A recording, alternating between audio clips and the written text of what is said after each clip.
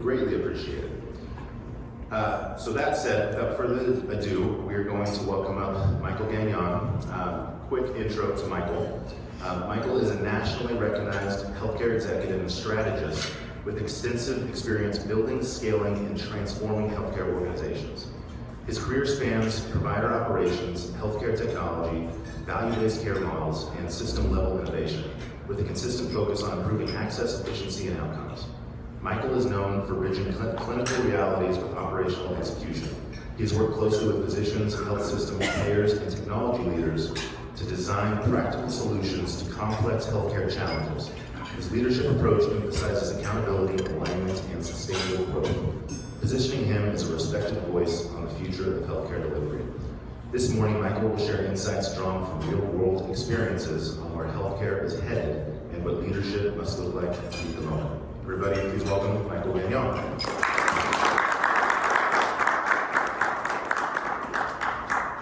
Well, thank you, Phil. Wow, I didn't write that, by the way. I'm amazed I've done all those things. Some of them I think are made up. I'm going to take a little bit of a tongue-in-cheek approach to health data this morning. And this is going to be an attempt to finally say that the patient needs to be at the center of their health data. And that doesn't mean a patient portal into a provider organization. So let's talk about just a little bit of a tongue-in-cheek approach to health data silos. Maybe figure out how to make it work.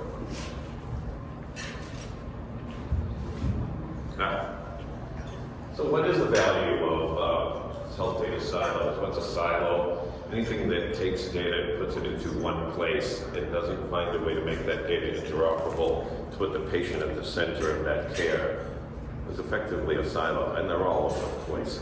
The list we could go through would be enormous if we looked at it in the state, or in the state for that matter, pretty much. But it really creates fragmented care, repeat testing, you can read, higher costs, more profits for EHR vendors. When I first installed Epic up at University of Vermont Medical Center, I said, they don't want us to have the best emergency department system or the best lab system or the best anything else. We've got to take their 7th best lab system and put it in place because it integrates with their platform. And it was almost appalling to me when we did that we had to use their thing because they were basically holding our data hostage to the real interoperability of individual components, or best of breed, or the best way to solve a problem. As a patient, I'm quite dissatisfied by the 7 portals I have to go into to get all my health data. Because they're not really patient portals. They're patient access to provider portals. Think of it that way. That's what it is. Put yourself in your patient perspective today. They have patient access to provider portals. It is a silo. Ask any provider about connecting to the PDMP for drugs, connecting to the immunization registry for that, connecting to all the little silos that are out there of this data that we think we have to do for various reasons that we do not have to do.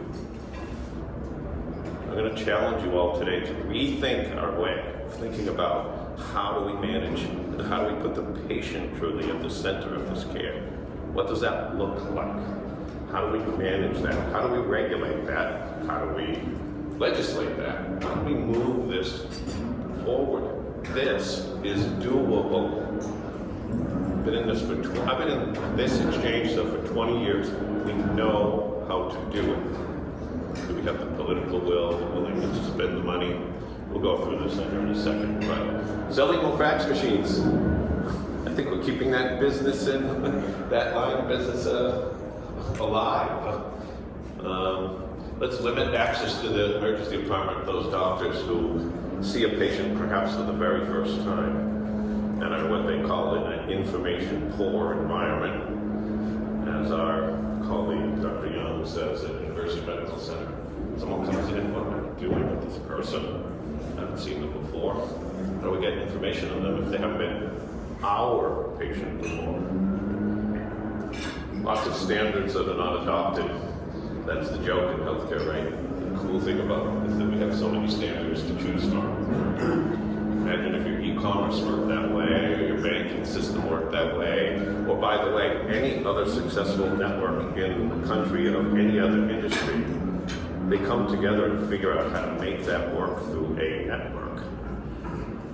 That is something that sits above the systems that provide the operational, sits above your individual organization selling something to someone, the banking system that allows you to pay something from Amazon. There's integration there. There's not only data integration, there's functional integration with those things.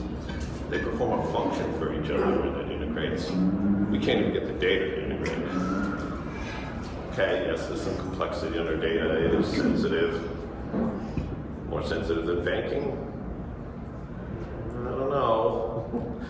I don't know how you feel about your health data versus your bank account. They're both pretty sensitive, I think. In case I haven't guessed by now, there are really no advantages to having all these silos of information. Unless you want to do one of those other things I mentioned, like hoard the data and use it. By the way, almost every EHR vendor in this country sells the identified data for some reason, and many large organizations, nothing is illegal about that, by the way. It's all allowed. But is that the way we want to make this happen? Is that helping our citizens? But there actually is a solution. It's one I've been involved with for the last 20 years or so. And it's really starting to change our mindset about not even call it HIE. I'm not here to promote my organization. I'm here to promote a concept of how we solve this problem once and for all.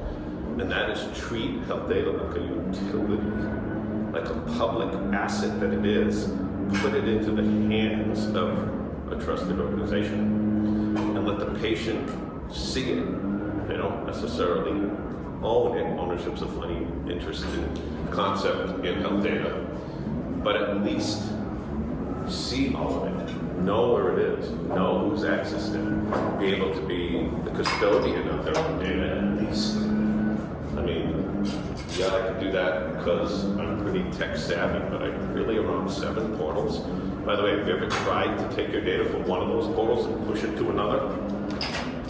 Don't try. It doesn't work. Or you can send it in an unsecure email if you want. Doesn't work. Even inside a single EHR like Epic, it's a challenge. It's getting a little better. They're making progress to getting their own systems to work with one another. But Epic isn't one thing, by the way. Epic is a bunch of different versions of their EHR, all for good reasons.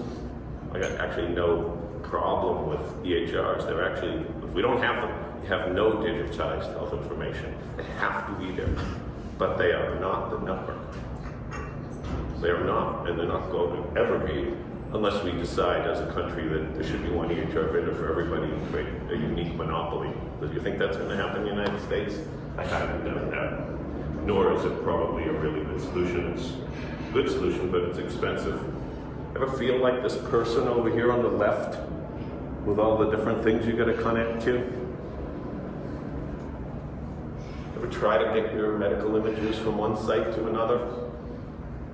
One of our colleagues said, I was having back surgery. He was the HIE. He had to go pull his data from one site, pull the disc over, bring it to the other site. They went, oh, I can't read that one. You got to give it to me in a different format. Goes back, gets a different one. Pulls out, oh, that one I can read. I don't have the report from that. What did they say this was? They're asking the patient, can he interpret his own medical information? That's not healthcare, folks. That's fragmentation. That's, I don't know why the reasons for that, well, I know some of them. But is that where we want to be? It's not where we have to be. We can do this. And it's actually beyond even the utility.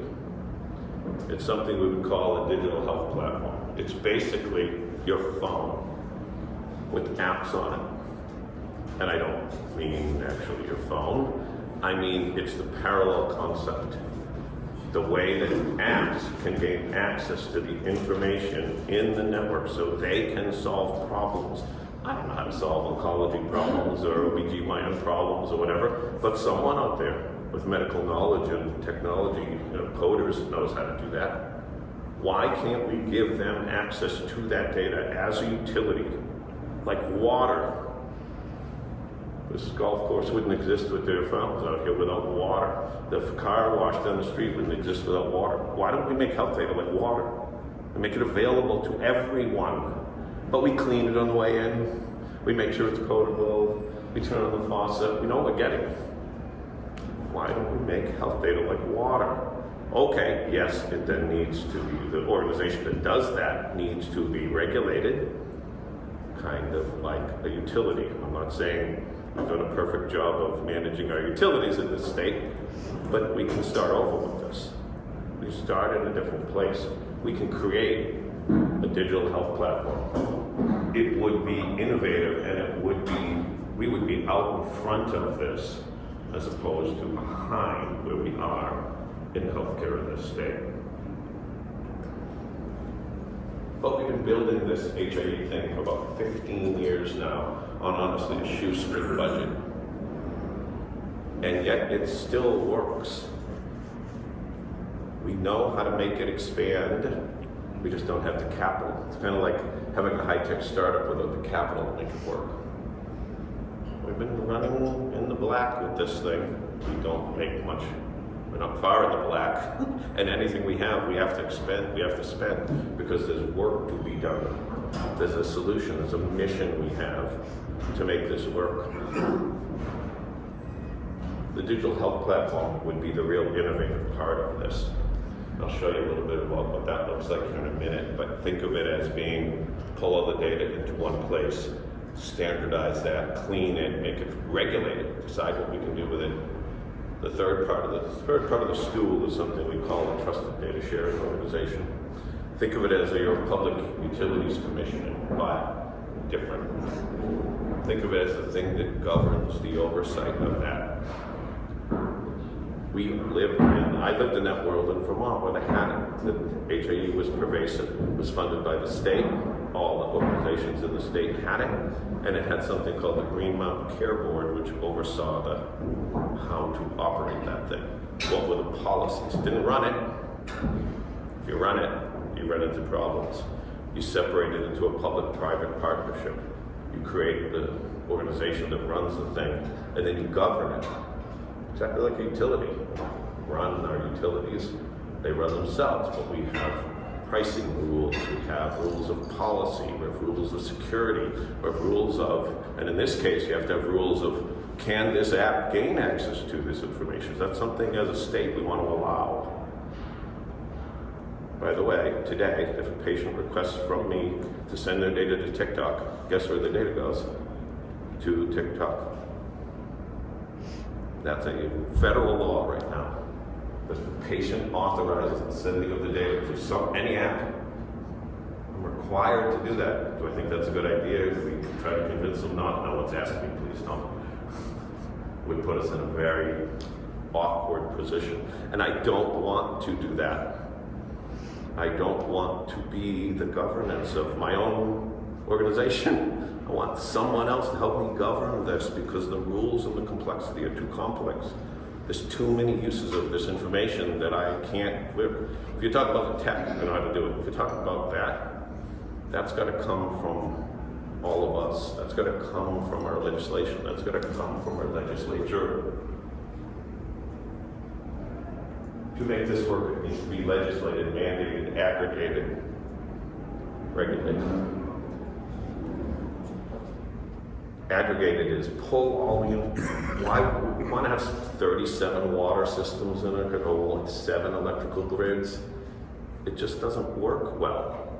Some things need to be centralized to make them most efficient, and then need to be regulated.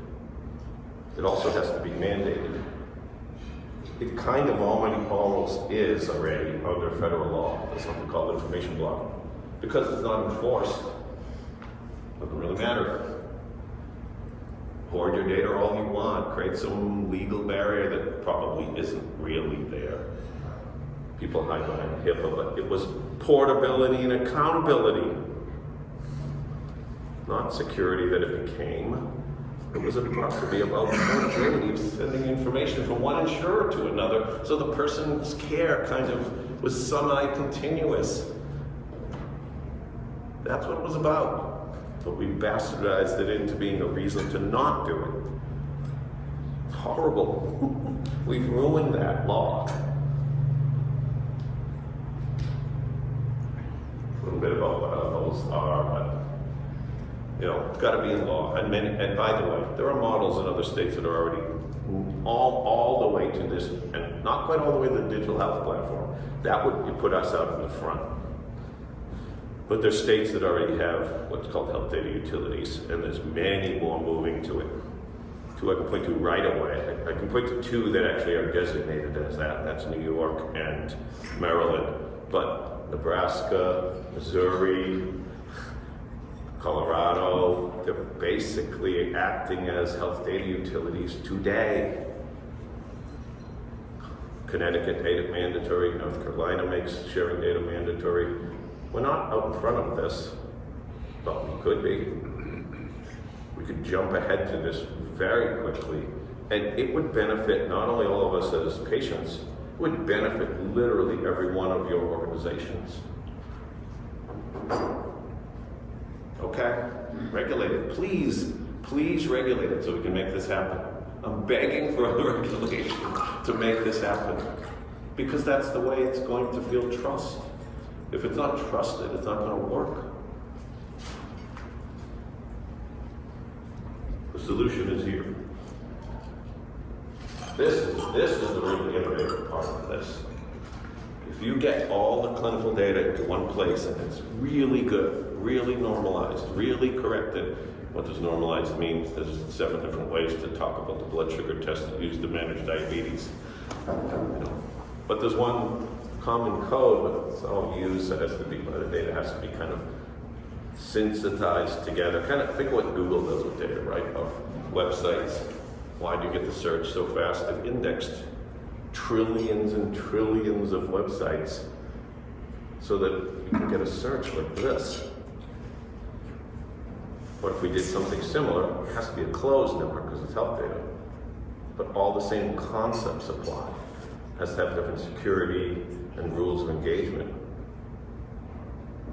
Why are we creating the Google for healthcare? Why are we creating the repository? Why don't we create the App Store so that apps can come to us through an organization that authorizes them, that isn't us, isn't the HAE, isn't the utility itself, it's the governance board. They decide what can gain access to what information under what can we do. Then we can do medical research, we can do pharmaceuticals, we can line people up with clinical trials for their actual own healthcare. We can finally analyze the data in our state so that we know that there's a problem with diabetes in this small community here, and there's a problem with heart disease here, and by the way, there's an outbreak of measles over here, and there's a problem with lead in these pipes over here. If we can analyze the data, because it's in a single place, we have power to spend our healthcare dollars much more wisely.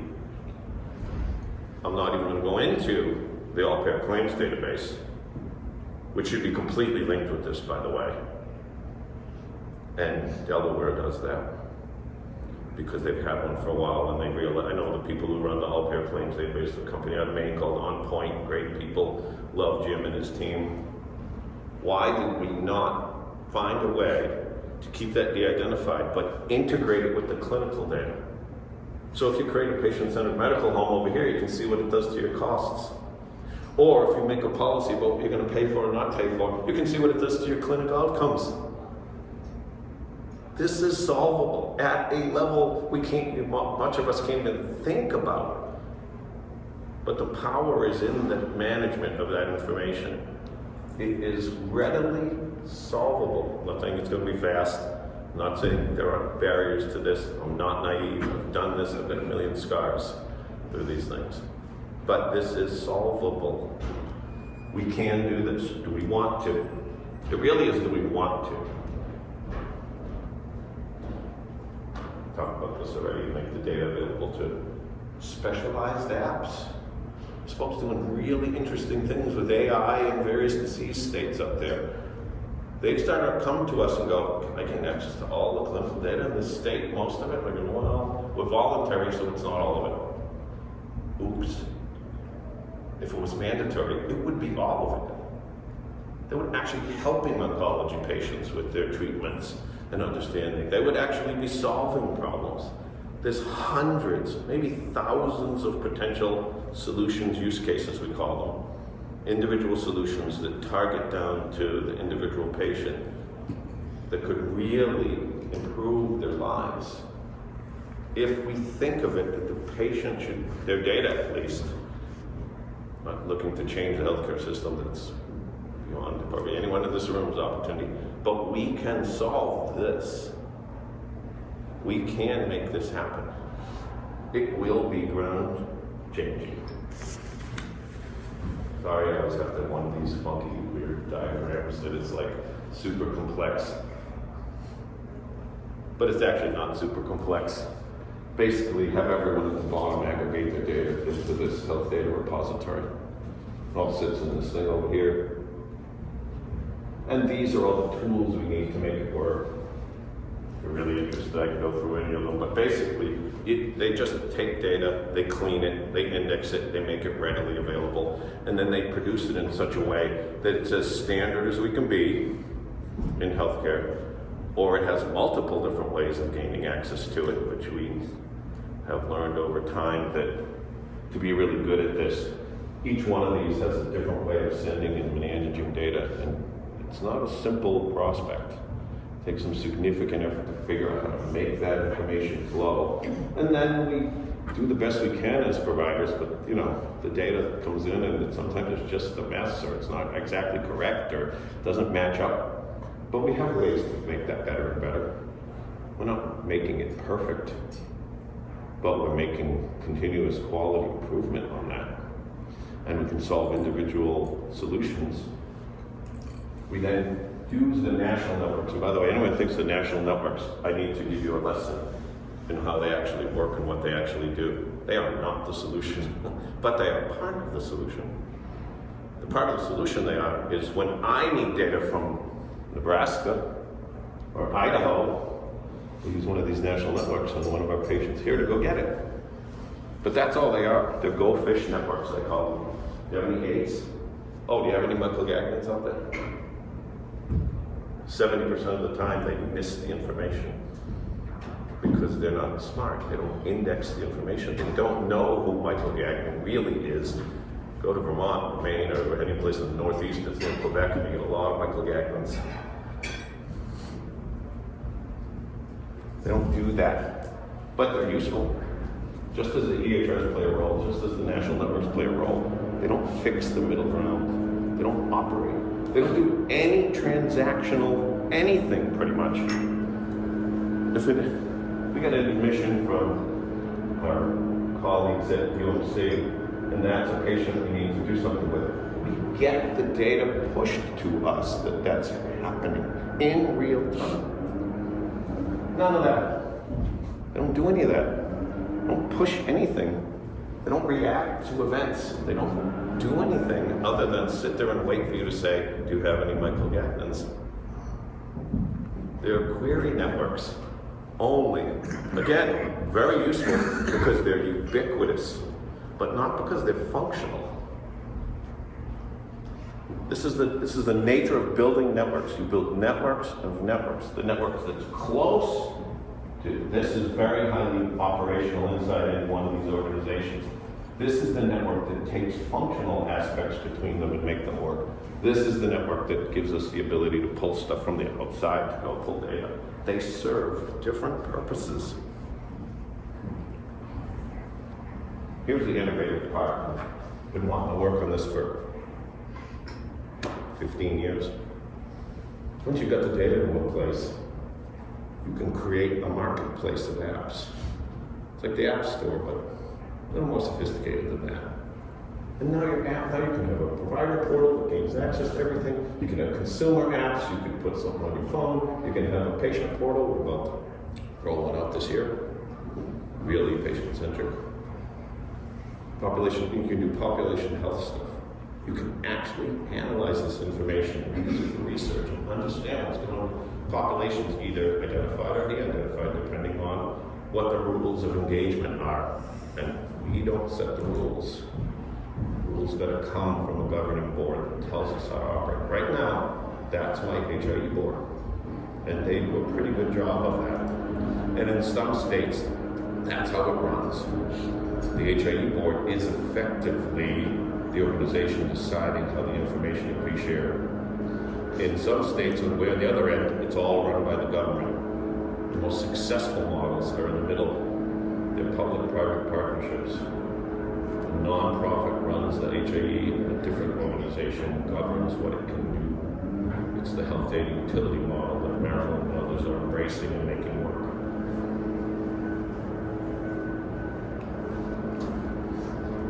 Let's see. Let's go a little bit ahead because there is enormous cost savings in this, folks.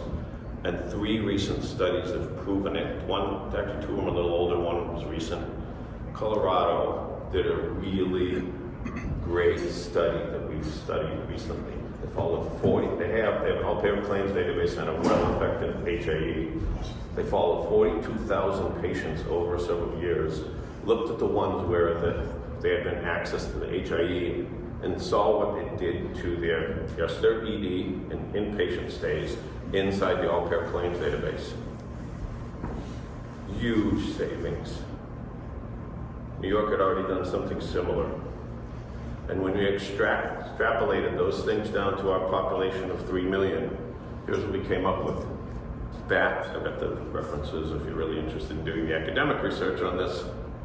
If we just stayed almost like the current use, already we're probably saving about $50 million a year. Can't pay attention to it, I can't measure it because it happens on the claim side and I don't have access to that. If we just focused on Medicaid alone, we'd save somewhere around $83 million, 116. Really, we should go right to the top. Go to full utilization of the network, mandatory participation, and not just include inpatient and ED, but include diagnostics. All hard costs, folks. I'm not talking about care coordination or anything else. All those soft things out, and I'm even considering them. $161 million year over year in savings. Oh yeah, some of that waste is repeated stuff that people would no longer have as revenue. Yeah, but we're going to live off waste? Is that what we want to do? Is that really what the patient likes? Do they make more? Little CAT scan or paying a copay? That's how we want to operate? This is probably the best investment they could ever make in the state to saving money. Because one, you spend some of the money one time, and then there are already sustainability. We've been sustaining this thing for 15 years. We know how to make it sustainable. We run very lean as a small business. Yes, we're a nonprofit, but you gotta think of it as a little mini business. You gotta run that way, or you're not gonna be able to operate. Then, some different and ongoing costs. We're on with 12 people we do this. It's absurd. I need to be about 3 times bigger than that to really make it work. But that's still only about 15 to 20 million a year to save 161. You tell me another investment in healthcare that you know of that could have this kind of impact and yet have that alone value proposition. Not many. So what do we do? How do we implement this? Create a health data repository concept. Legislate that. Make it something we are going to do. Make it mandatory.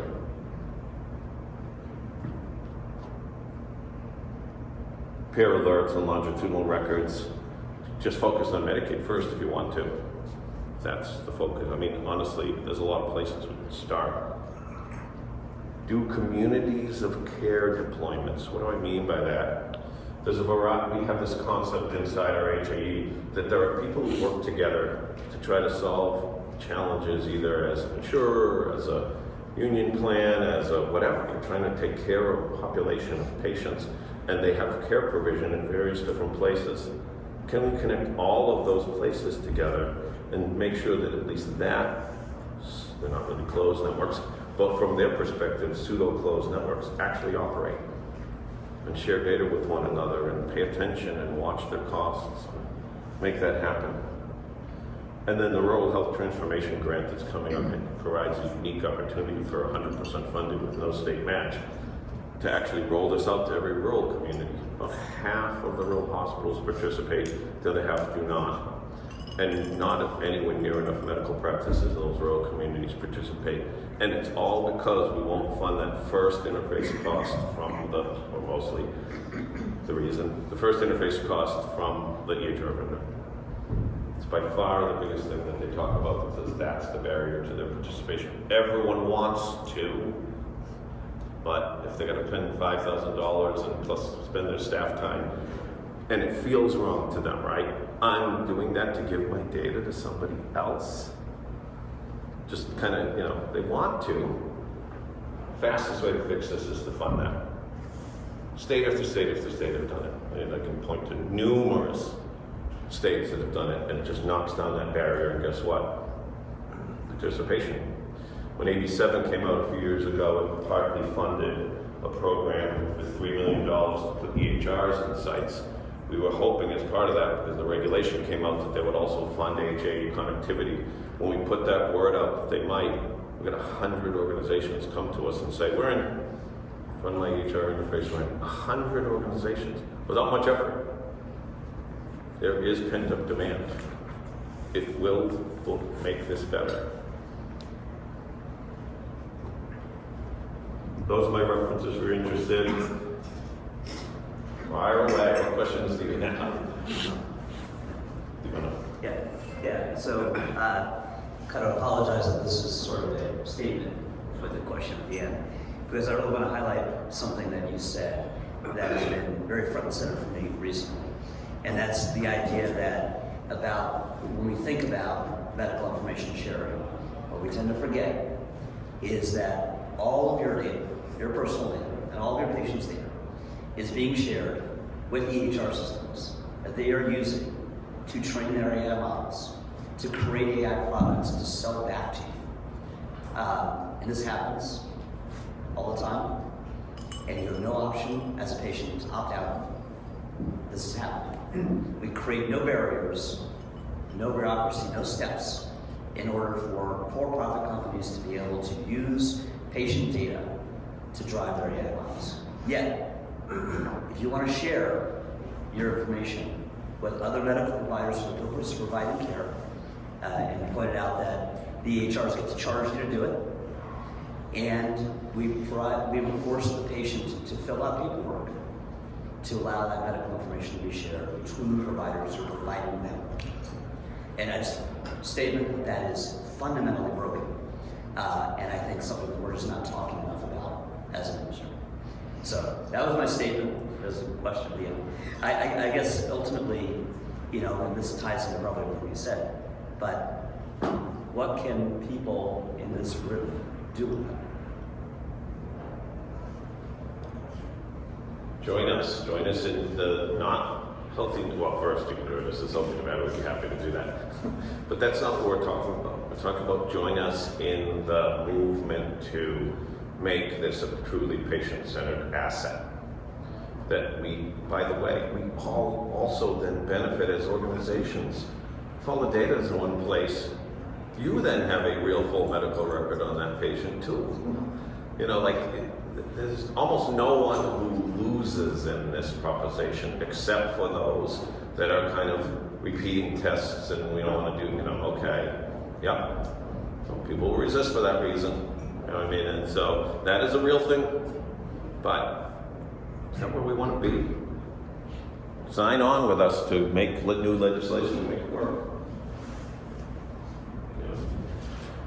I appreciate your presentation, and I agree. How do you get the healthcare providers? It's my understanding, Dr. Reeves knows this 100 times more than I do, but a couple of big healthcare systems aren't involved, and a lot of the ancillary providers and the HIA has been around for a long time. Yeah. How do you get them to be involved? Because, or at this point, from my view, I could be dead wrong. I don't think some of the big systems have any desire to be involved, or else they would join. So how do you get past that hurdle? Because this is important and needs to be done. Yeah. We won't say who that is right now. No, we all. We all. But you can probably guess. I guess I've come back to, after years of trying to control them to do it, that that's not the way anymore. They're not really meeting either state or federal law today, but no one's enforcing it, so it doesn't care. They're basically information blocking. If you don't share information, you don't have to participate with us necessarily, but you can't hoard the data, especially if it's requested by individual organizations, payers, and patients themselves. And we're actually flipping this a little bit. In this next year, we're going to start to report people for information blocking. I don't know how far it'll go. And honestly, it's not much of a stick at this point, right? If there's no fines, there's not much of a stick. We're not really trying to make it a stick. We're just trying to make it a beat. You've got 65 organizations who want your data, not to flow directly to them, but to flow to us because they won't want to fight. They want it cleaned, and they want it normalized, and they want it indexed. You know what I mean? So there's some. The other is just pay them. As awful as that sounds, it might actually be a tactic. It's the way they got involved in California. It's the way they got involved in a couple of other states. And then with the provider organizations, I don't see much barrier other than the cost of the interfaces. That one goes almost all the way away if you pay for that. Not quite. And then let's just make it mandatory. Now, okay, I understand what that means. That means, in our state, often that means pushing the burden of cost to everybody else. And then you're also going to lose because you're not repeating a test. So, can we come up with a way to not make that so much of a burden that we fund this? There have been federal funds for this for the mine pretty much since 2009. Our state has never taken advantage of pulling down those federal funds for the HAE because they never actually embedded it into their plan to say this is what we're going to do. States that Medicaid departments embed health information exchange, now maybe the digital health protocol, into their planning, can pull down money. It's still there. Missouri just pulled down another, $15 million from the feds in the last year or so. It's still there. It's just a matter of are we sophisticated enough to go try to get that money. Rural health transformation may be the first time we don't have to actually take money from our coffers. We have actively been working with legislators, and we're going to continue to do that because there's a ton of misinformation. So funding and mandates. It seems like where we are. Yeah. Sorry. Michael, I've been watching you proselytize this for 10 to 12 years, and every time I come Up on along, the soapbox, yeah. enthusiastic. This is the choir sort of here to preach to. But I wanted you to talk a little more about the government and the state, and you started to get into it there for just a moment. I'm sure there'd be some disagreement among all of us about exactly how this would work. But talk about approaching through the government, through legislation, through candidates, through being elected, and through owning it and having a group of people who do that in the state government. Yeah.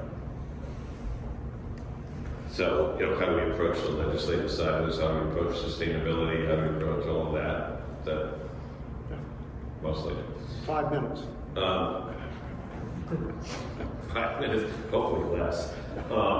Let's fund the capital investment to make it a ubiquitous network.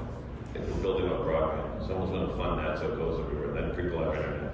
Let's fund that. That's kind of like building an interstate highway system. You do most of it, you got to maintain it, but you do most of it once. And then the money is going to come from there. So let's find the funding to kind of push this forward a couple of big steps. Then, when it becomes more valuable, it becomes valuable to everybody. Any network system of all, any kind of network, whether it's a cell phone or what it is, the more places, the more endpoints you have, the more touches, the more valuable to literally everybody in the network. Then the ongoing costs for each organization are not high. And so it has this natural sustainability we've built in over the last 15 years, so that it kind of becomes funded mostly by its participants. But guess what? Medicaid is a significant participant too, as is to some degree Medicare, although we're not going to get any funds directly from the federal government, but they can be pulled down through Medicaid. So we build in a natural self-sustaining network, and as the network broadens, by the way, the second reason people have an objection to what we do is you don't have all the data I need. Yep.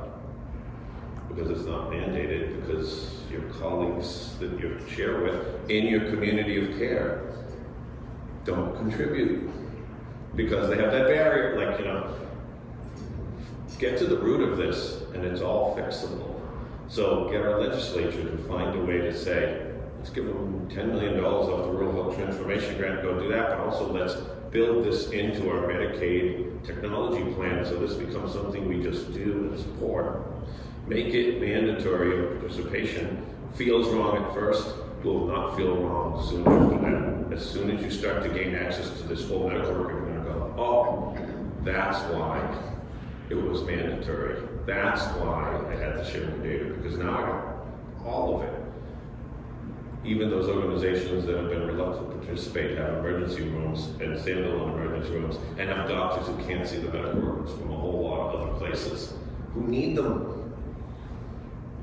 Like this, if networks take a certain amount of getting us all together to say this is the right thing to do, put the patient at the center of their data, not any one organization. I don't care how big your organization is, it's still organization-centered data, not patient-centered data. And so there is a consumer push, as you know, that people are getting frustrated by our healthcare systems to the point where they're going bankrupt. Like the CEO of United Healthcare was shot. Getting violent now? That's just wrong, but it also points out to the frustrations going. Consumers are going to crush this as soon as they start to figure out what it really is and what's really happening. Can we get out in front of it? Can we give them something that says, okay, here, you've got all your medical information, the portal's free. Go see everything. Okay, you can't delete stuff. It's into questions of, I'm not going to answer, but I trust that the insured organization can answer what they can do with that. We'll really govern this thing and make it an asset. Yeah, I think in addition to funding and mandates, I would say I would speak to the mandates on the EHR vendors, because so I've done this. I've done 2 pediatric clinically integrated networks, doing one now, did a big one in Seattle. Our biggest barriers were the standards. And you're right, a glucose is not a glucose is not a glucose, so that consumed tons of resource figuring that out. And then getting cooperation from the electronic medical record vendors at the right level to really do the work in an efficient way were huge barriers for us to do this. So I'd love to hear how you think we overcome those. Been in this long enough to take all of this with okay, here's how it should be and what's supposedly out there, but what's reality too. Every single electronic health record vendor as of this month is supposed to have an open API into their own systems. Some on a standard called FHIR, F-H-I-R, I don't know if you've heard that term. It's just similar to the way web apps work and the interfaces they use. Nothing you need to dig into, technically. But they're all supposed to have this set of, they're called resources that you gain access to. Labs, meds, patient history, medical devices, there's 13 categories, I think, of things they're supposed to expose. We should be able to go hit those things and pull back that information if you have a treating provider. Okay, that, however, the problem in healthcare is always adoption and enforcement. But guess what? We don't have to wait for the federal government to do that. We could state laws that push that along. And that's what some states that are innovative about this have done. They said their state laws can take what's the concept of federal level, which takes a long time to create policy, use all of their standards, but enforce them locally. Most healthcare is local. Most of it stays in the state. And if it doesn't, we do that now. Make sure we talked about before, we get it. So like we need to start seeing, if we're gonna wait for the federal government to enforce it, it's gonna be like HIPAA did. It took them like 5 or 6 years before they started fining people. Do we have to wait for that, or can we just push it for ourselves? I mean, I suggest we just understand what this is and just say, we want to be a leader in this. We don't have to change our healthcare system to do this. We just have to change our approach to how we manage the data. I think that has the opportunity to change our healthcare system. It might come from the back to go, oh, wow, we're spending so much on this, or we're not caring for this kind of patient. We have an opportunity here. Other questions? Eric? I guess my question is, where do we go from here, and how fast can we go?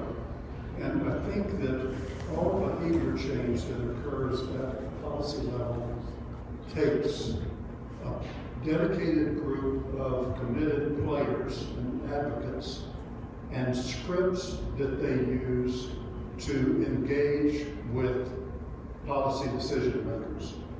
You've got a lot of people in this room who believe in what you're saying. I believe we all see we've got major opportunities to make a difference that really counts. But do you have scripts and do you have contact people that we need to be writing and calling and advocating? How do we go to the next step a little bit faster than what we've been doing so far? Yeah, thanks, Jerry. That's when you lead organizations or try to make them form like this, you realize that some of your skills as a computer scientist don't matter. And I've had to learn so much more about how to work with legislators, politics, legislation. Last couple of years has been mostly, to some degree, focused on that. And we do have these scripts now. And we've been using them with the individual legislators and kind of educating them on what we are, what we are not, which is this misinformation about the things we do or how, and the value proposition. And as you probably could guess, not one of them has thought this was the wrong thing to do. A couple of them have said, the constituents really think it needs to be opt-in. The constituents don't understand what opt-in or opt-out really means in this case, and they're just worried that their information is going to be quote-unquote on the internet. That's not the truth. So yes, we do, and anyone in this room, that Brian asked earlier, how can we help? You can help us with changing the mindset about this. You can help us with talking to your legislator and saying, this is an important initiative, that this actually can change the way we do healthcare without having to fix all the end points, all the way we deliver care. We're just going to do this one thing, not simple, believe me, not naive, but doable. There is a clear path to how we can make this happen. There's a clear path to how this can work. We're going to steal everything from every other state that's already done it. I don't have to invent anything new. This is the part I have to invent new. That was like a weird revelation for a computer scientist to go, how am I going to fix this? I'm not going to fix this at this. I know how to fix it at that level. It's frustrating as heck. Okay, and you know, of your help to say, we believe in this. This is the right thing to do. Yeah, there'll be some change. It'll create a little bit of issue with people who make money off the waste, but will mostly benefit everybody.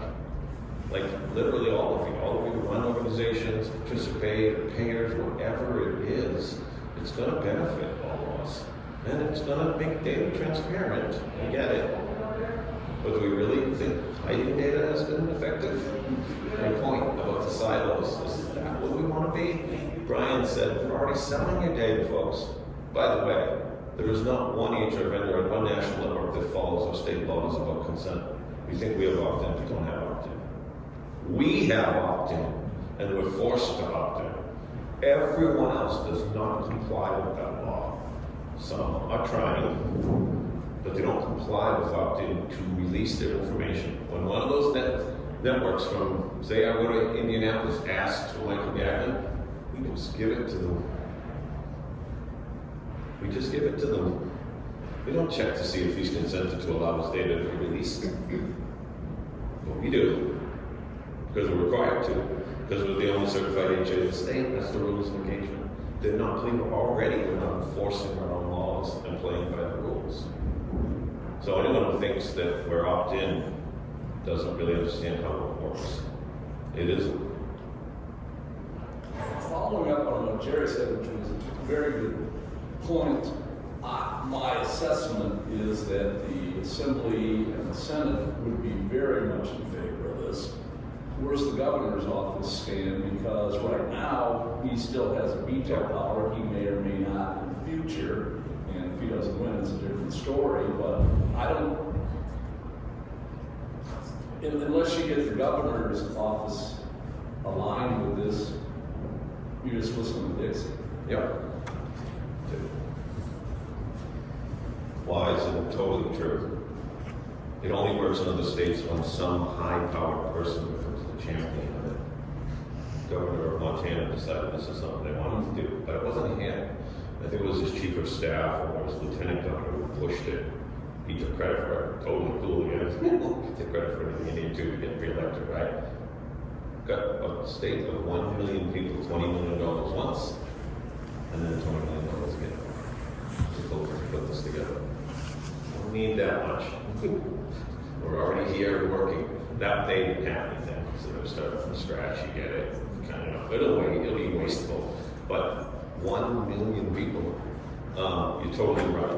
Like, and that's what. By the way, this is a completely nonpartisan thing. Nonpartisan. This is a consumer patient thing. No one disagrees. Senator Titus wrote us a letter of support for the Rural Health Transformation Grant. Is all in. So are the Democrats, Tracy Brown May, and like this is not something that people argue about.